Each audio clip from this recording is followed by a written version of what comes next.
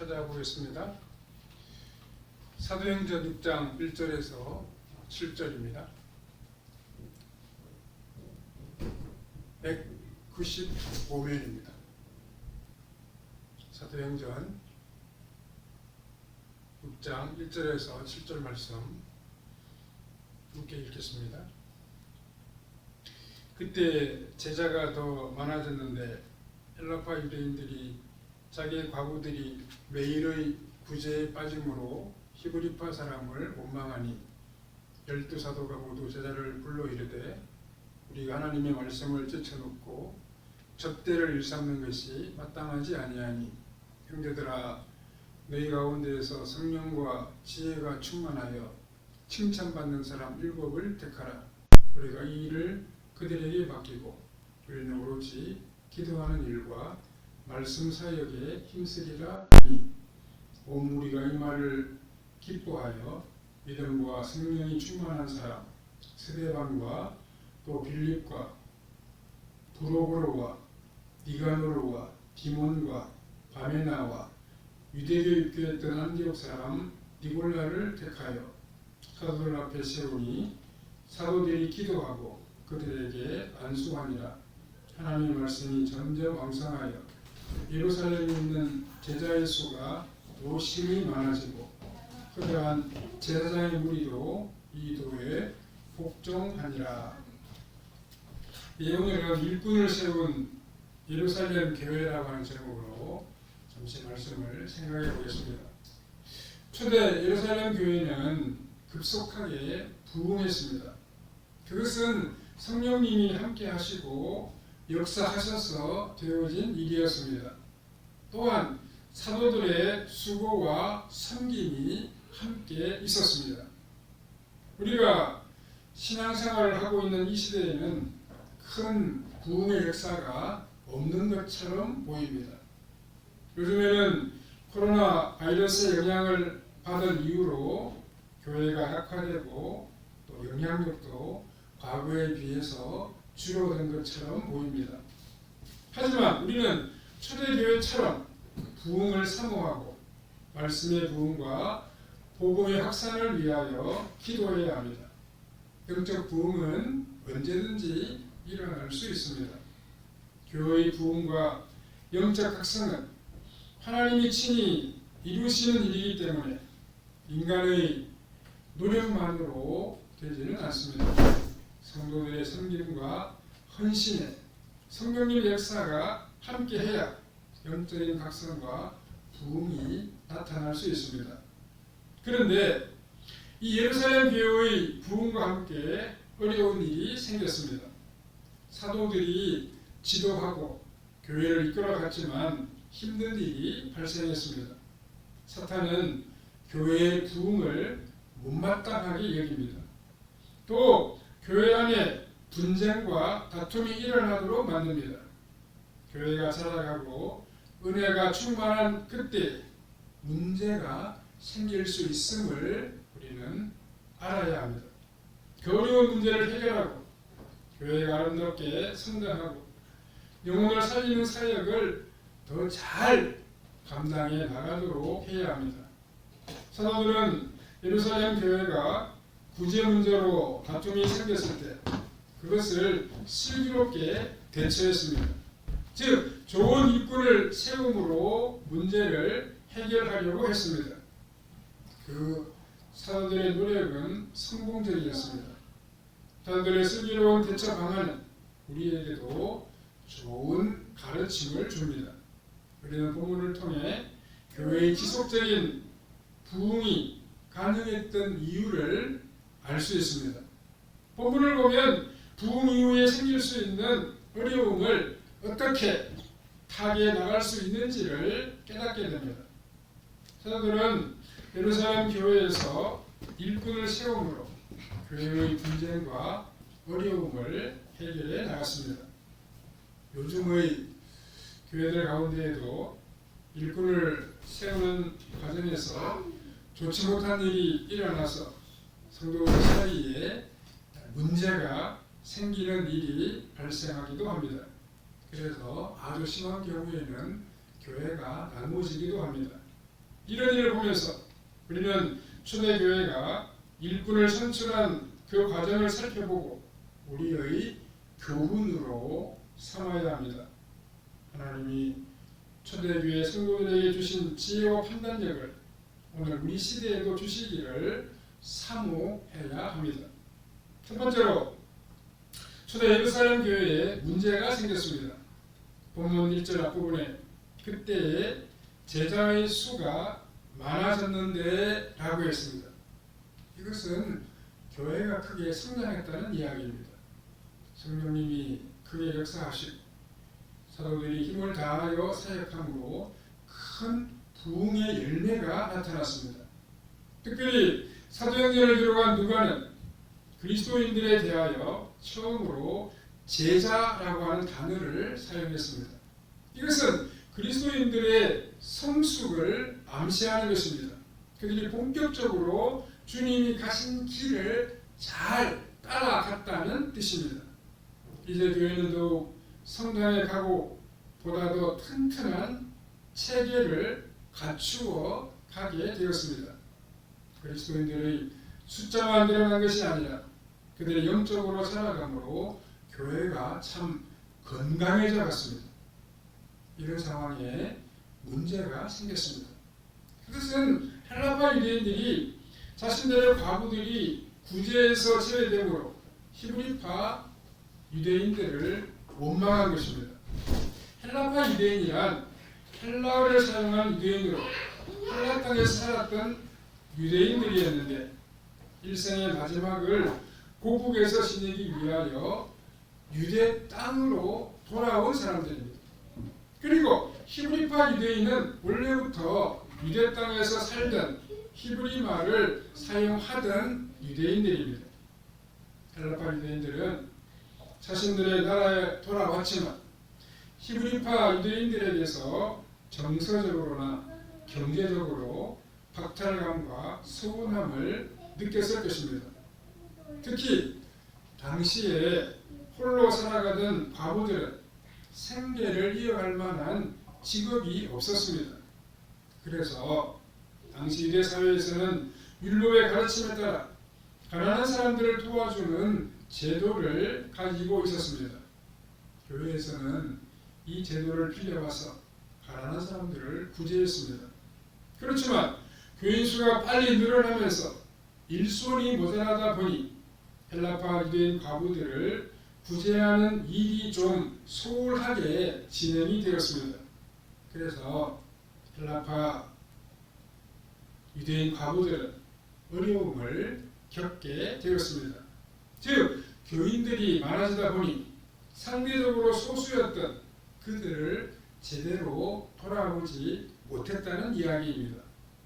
여기서 우리가 생각하게 되는 교훈은 교인의 수가 증가할 때 교회는 문제가 발생하지 않도록 사전에 신속하게 준비를 해야 한다는 사실입니다.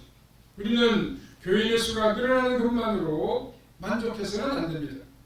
교인이 많아지면서 발생할 수 있는 어려움들을 충분히 예상하고 그것에 긴밀하게 대처할 수 있어야 합니다. 즉 양적인 성장과 더불어 발생할 수 있는 어려움들을 대비할 수 있어야 한다는 말씀입니다. 두 번째로 사도들은 문제 해결을 위하여 일꾼을 선출하자고 제안합니다. 교회 안에 문제가 발생하자 사도들은 즉시 회의를 소집합니다. 사도들은 2절에서 모든 제자를 불러 이르되 우리가 하나님의 말씀을 제쳐놓고 접대를 일삼는 것이 마땅하지 아니하니 라고 했습니다. 문제가 발생하기 전에는 사도들이 접대 즉 구제하는 일을 담당했습니다. 이렇게 한 것은 당시 교회에 마땅한 일꾼이 없었기 때문이었습니다. 하지만 문제가 일어나자 그들은 하나님의 말씀을 소홀히 하면서까지 자신들이 구제 사역을 하는 것이 옳지 않다고 판단했습니다. 물론 그렇게 한다고 해서 사도들이 구제 사역을 하지 않겠다는 것이 아닙니다. 다른 방법을 찾아보겠다는 것입니다. 그들은 문제가 발생한 것을 깨닫고 구제하는 일을 소홀히 하지 않았습니다. 구제 사역으로 인하여 실종하는 교인들이 없게 하려고 했습니다.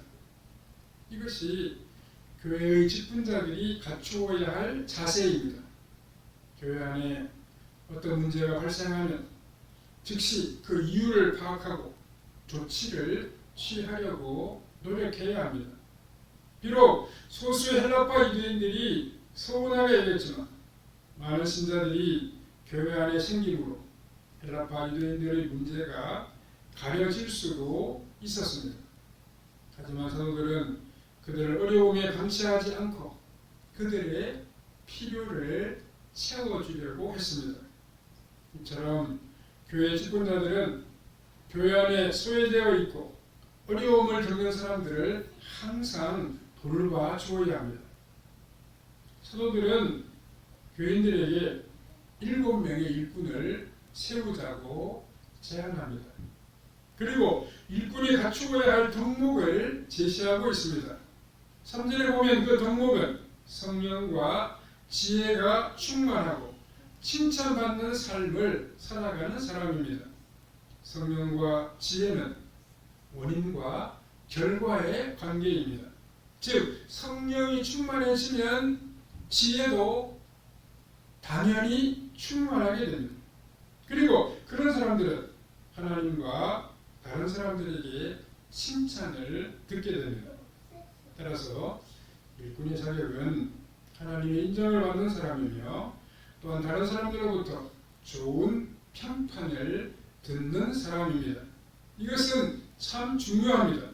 하나님과 주변 사람에게 모두 칭찬을 듣는 것이야말로 괜찮은 일꾼의 모습입니다. 4절에서 사도들은 우리는 오로지 기도하는 일과 말씀 사역에 힘쓰리라 라고 말하고 있습니다. 사도들은 자신이 가장 먼저 해야 할 일을 다시금 확인했습니다. 그것은 바로 힘써 말씀을 전하는 일이었으며 기도에 전념하는 것이었습니다. 말씀 사역을 할 때 기도는 필수적입니다. 기도가 뒷받침되지 않는 말씀 사역은 능력을 나타내기 어렵습니다. 가진 지식과 화려한 언변만으로 설교하려고 할 때 하나님의 은혜가 임하기 어렵습니다. 기도하고 말씀을 읽고 연구해야 하나님께서 은혜를 베풀어 주십니다. 하나님 말씀을 깨닫고 전하는 일은 성령님이 하시는 일입니다. 말씀 연구하는 시간 못지않게 기도하는 시간도 너무나도 중요합니다. 그런데 여기서 일꾼들이 구제하는 일과 사도들이 말씀 사역을 하는 일에 사용된 용어가 같습니다. 즉 1절에 구제하는 일에 디아코니아라고 하는 말이 사용되었는데 4절 말씀 사역에도 디아코니아가 사용되고 있습니다. 디아코니아는 봉사, 즉 섬김이라고 하는 뜻입니다. 이것은 일꾼들의 섬김과 사도들의 사역이 모두 다 중요하다는 사실을 우리에게 보여줍니다. 우리는 교회에서 말씀 사역을 중요하게 여겨야 하지만 동시에 여러 사람들을 돕고 섬기는 구제 사역도 소중하게 여겨야 합니다. 말씀만 있고 구제가 없거나 반대로 구제만 있고 말씀이 없는 것은 모두가 다 옳지 않습니다. 그렇게 한쪽으로 치우치게 되면 건강한 교회를 세워갈 수가 없습니다. 교회는 말씀과 구제를 적절하게 조화를 이루어 교회를 세워가야 합니다. 하나님 말씀은 구제를 우리에게 가르치고 있습니다. 성경은 이웃을 사랑하라고 말씀하며 어려운 사람들을 돌볼 것을 우리에게 요청하고 있습니다. 따라서 교회와 성도들은 말씀을 묵상하고 그 말씀을 따라 살아가는 것처럼 이웃을 돌아보아야 합니다. 항상 그런 것은 아니지만 보수적인 교회는 말씀에 집중하고 말씀을 강조하지만 이웃의 어려움을 돕는 일에 수월한 경우가 있습니다. 반면에 진보적인 교회는 이웃을 생각하고 사회 봉사에 신경을 쓰려고 하지만 말씀을 등한히 하는 그런 경향이 있습니다. 이것은 다 옳은 일이 아닙니다. 우리는 말씀을 충실히 연구하면서 말씀의 가르침에 따라서 어려운 이웃에게 사랑을 베풀고 그들의 필요를 채워주어야 합니다. 우리는 말씀의 가르침에 순종하면서 동시에 다른 사람들을 사랑으로 섬기고 돌아보는 삶을 계속해 나가야 합니다. 세 번째로 예루살렘 교회는 일꾼들을 세웠습니다. 모든 성도들은 사도들이 일꾼을 택하라라고 하는 말을 듣고 기뻐하여 믿음과 성령이 충만한 사람 7사람을 선택하였습니다. 그 뽑힌 일꾼들은 스데반, 빌립, 브로고로, 니가노르, 디몬, 바메나 그리고 니골라였습니다. 이들을 어떤 방법으로 선출했는지 본문에 기록되어 있지는 않습니다. 아마도 사도행전 1장 26절에서 마띠아를 뽑았을 때와 같이 제비를 뽑았을 가능성이 큽니다. 일꾼을 선출한 것은 성도들이 직접 했습니다. 즉 자발적이고 민주적인 방법으로 선출이 이루어졌습니다. 이것은 바람직한 것으로 오늘날의 교회에도 그대로 이어지고 있습니다. 하나님께서는 경건한 성도들의 모임을 통하여 자신의 뜻을 이루어 가십니다. 사도행전을 기록한 누가는 일꾼을 선출하는 과정에 어떤 문제도 일어나지 않았음을 암시하고 있습니다. 교회에서는 일꾼을 선출한 이후에 안타까운 일이 일어나지 말아야 합니다. 가끔 교회에서 일꾼을 세우는 과정에서 어려운 일이 생기는 것은 참으로 한탄스러운 일입니다. 일꾼을 선장한 일을 하면서 부끄러운 일이 발생하고 또 선출되지 못한 사람들이 그 교회를 떠나버리는 일도 발생하기도 합니다. 이런 것은 교회의 참된 의미와 직분의 역할을 이해하지 못한 사람들이 행하는 불미스러운 일입니다. 이러한 일은 교회 안에서 일어나지 말아야 합니다. 대권자를 세우는 모든 가정들은 교회 안에서 즐겁게 기쁘게 진행되어야 합니다. 여기서 참 놀라운 사실은 7명의 일꾼들의 이름이 모두 헬라식 이름이라는 사실입니다.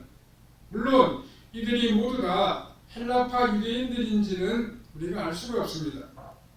당시에 유대인들이 여러 가지 이름, 즉 히브리식 이름, 헬라식 이름 혹은 로마식 이름을 가지고 있었습니다.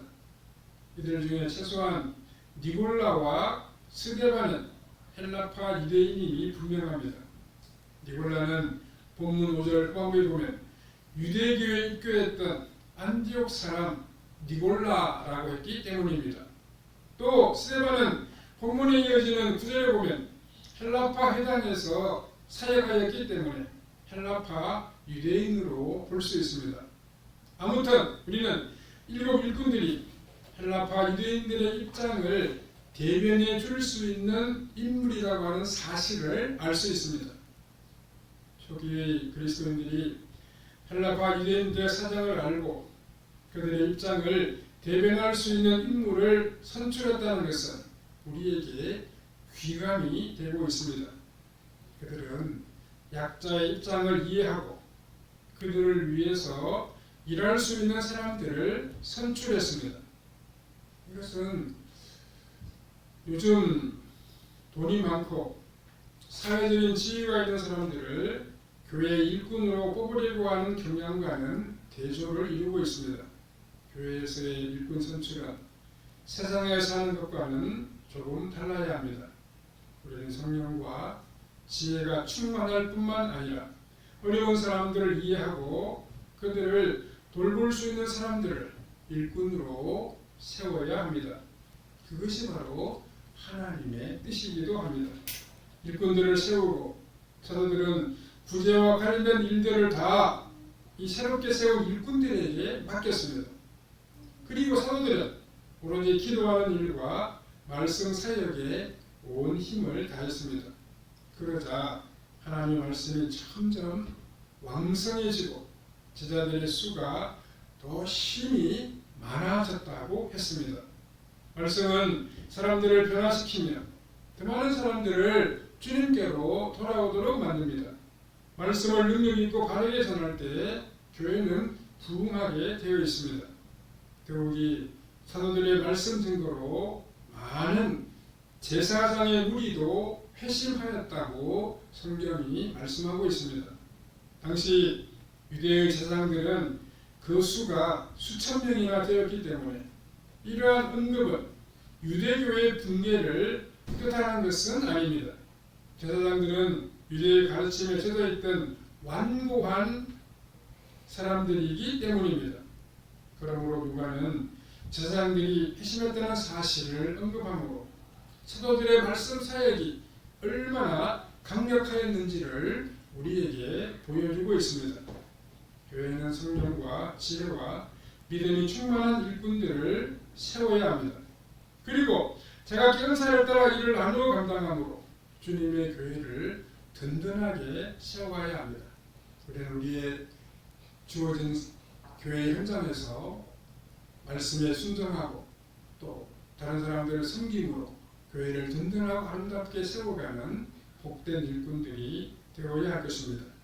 받은 재능과 믿음으로 함께 교회를 섬김으로 많은 사람을 살리고 주님께 영광을 돌리는 성도님들의 삶이 다 되시기를 바랍니다.